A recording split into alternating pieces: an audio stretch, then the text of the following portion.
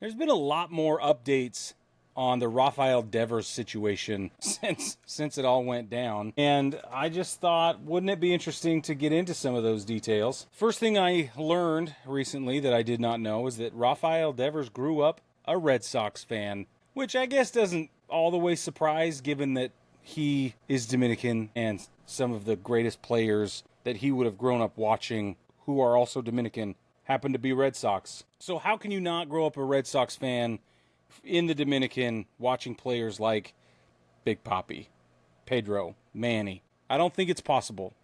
So when all of this went down, you can imagine, yes, it's a business decision, but you can imagine the emotional difficulties of being in Rafael Devers' position. Here he is. It's his favorite team. He's the franchise guy, face of the franchise, signed a big deal, long-term deal, lots of money. We have all the faith in you, buddy. You're our guy, etc., etc. And then suddenly they start treating you like garbage. Because honestly, that's what this all sounds like. The more I look into it, it just sounds worse and worse and worse when looking at the Red Sox as an organization. I'm a Yankees fan, so being able to say the Red Sox as an organization look bad is not a bad thing for me. I'll admit that. But I will also admit that even as a Yankees fan, saying that an organization is capable of or not just capable, but just handled this situation with a marquee player this poorly, that's bad for baseball. And that hurts my feelings more than any joy I get as a Yankees fan bagging on the Red Sox. Apparently, none of the franchise players whom I just named, who are also Dominican guys, superstars, David Ortiz, Pedro, Martinez, Manny Ramirez, none of them were asked to intervene. None of them were asked to speak to Rafi Devers in an effort to sort of, put the fire out or, arrest the bad blood as it began turning that way. And to me, that makes no sense. Why wouldn't you do that? I'm not the only one who feels that way. An interview with Pedro Martinez came out where he said the same thing. He's like, nobody reached out to us. Nobody asked us to invite him to a barbecue. Nobody asked us to, can you come over to my house? Can I come over to your house? Can we sit each other down and privately discuss this? No, the Red Sox, they took it to the media and they let that become a fiasco. So if Pedro is willing to come out and say, I think the Red Sox blew this, man. They could have done a million things. He brought up Jason Varitek as well. He brought up all these guys, himself included, who could have and would have loved to have jumped in and mediated between the two parties, between Devers and the organization. But that was never a question. It never happened. I think that alone tells you the whole story.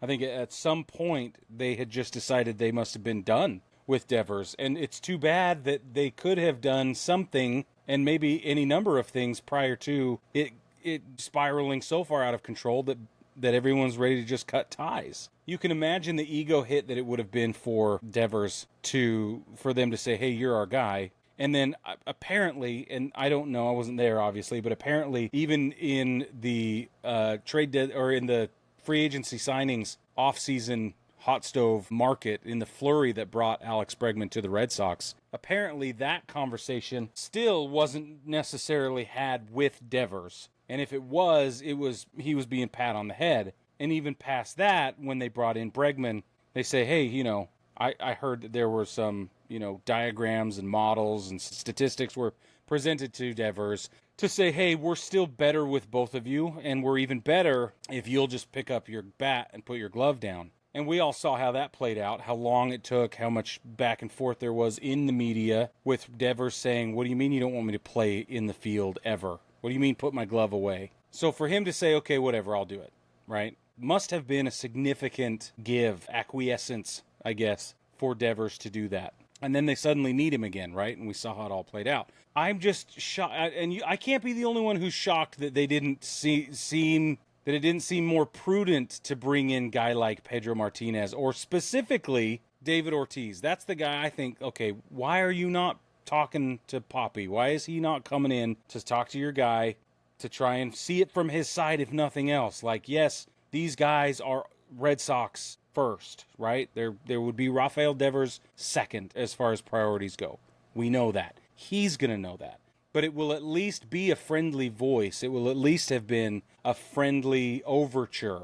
Those guys aren't going to do it on their own. if the Red Sox don't ask him to go in and do it, it's not going to happen. Devers knows that if they come in and want to shake him down or pat him on the head or whatever, that it's going to be a strategic move. But at least it will have been operating in good faith, which apparently was the opposite of what happened. Talk about operating in good faith. Last time we talked about this, Brad and I did some internet sleuthing, and we also did some speculation. And one of the things that we discussed was they probably didn't, like Buster Posey probably jumped in there, scooped this opportunity up before anybody else got a chance, and maybe even had said something to the effect of, don't tell anybody we're doing this. Let this be between you and I, or you and me, or whatever it is that happened. But apparently that's not the case either, because now we know that the Cubs were interested, the Braves, the Padres, the Mariners, and the Blue Jays now have all been outed as having been interested in or in conversations with the Red Sox about trading for Devers. It was not a one and done with San Francisco. It was not all the way with Buster Posey in and out and ran off with the situation. Now, those other teams, there's probably plenty of reasons why it didn't go that way, right? Like, where are you going to put Devers in Atlanta, for instance? They've got a third baseman that's really great. They've got a really great first base situation, and he doesn't want to play first base anyway, and they got DH options all over the place. So that's not a problem, right? The Cubs make a little bit more sense, because what happens when this Kyle Tucker thing ends? Then you got to go, okay, what are we going to do at DH now? Well, maybe Rafael Devers. Now it's not possible. So anyway, it wasn't as quick and clean. Buster Posey didn't just come in and steal from the cookie jar and run off. It went a little differently than that. So I think that's important. It will continue to add to this sort of the saga that's happening, and it's all relevant. And the reason it's all relevant is because this trade deadline situation is coming up very quickly, and there are a lot of teams that need to make a lot of different moves to fill in some gaps. Some teams are desperate to fill in some gaps, and I think this has shaken up what people are willing to absorb in terms of contract length or in terms of contract amount, and that is specifically interesting when you look at where Devers may have gone, let's say the Blue Jays, because they just signed Vlad to an enormous deal, probably overpaid him. Certainly overpaid him when you compare him with Devers, I would say. I think if you can make a case between, if you're just going to compare the two guys, and if you're just going to compare their bats, Devers probably wins out for less money. Just my opinion. Really quick, Big Papi did come back. David Ortiz posted recently a photo of his number 34 statue at Fenway Park. And the quotation he left on the post, the image post, was this, quote, "The thing is, to have someone like this at Boston, you have to just not be a hitter. You have to be the whole package."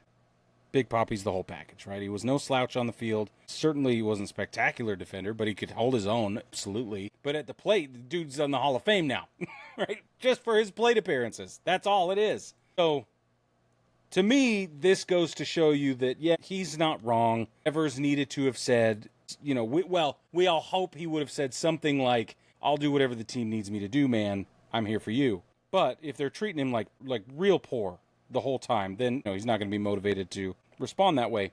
But as I said earlier, when you talk about these guys like Ortiz, Pedro, Manny, whatever, you end up with a cadre of heroes whose loyalty is to the organization, not to the player Rafael Devers. And this, I think, further proves that. Papi gets on and says, you got to do what the team needs you to do. You got to be more than just a hitter, and you got to be the whole package, which is a backhanded way of saying Devers is not the whole package, or was no longer the whole package, or was no longer even willing to be a whole package. And to me, that reads as David Ortiz washing his hands of the situation, cutting ties, whatever it is. This seems like this, I don't know. It's very specific, like, and I'm done. Here's my official position. It's kind of what it feels like. Last thing on this, Rafael Devers has now played a handful of games for the Giants. In that time, 6 games, 2 runs, 23 at-bats, 5 hits, 1 was a double, 1 was a homer, 3 RBIs there. He's been walked 3 times. So currently, in 6 games with San Francisco, Rafael Devers is posting a .217, .308, .391.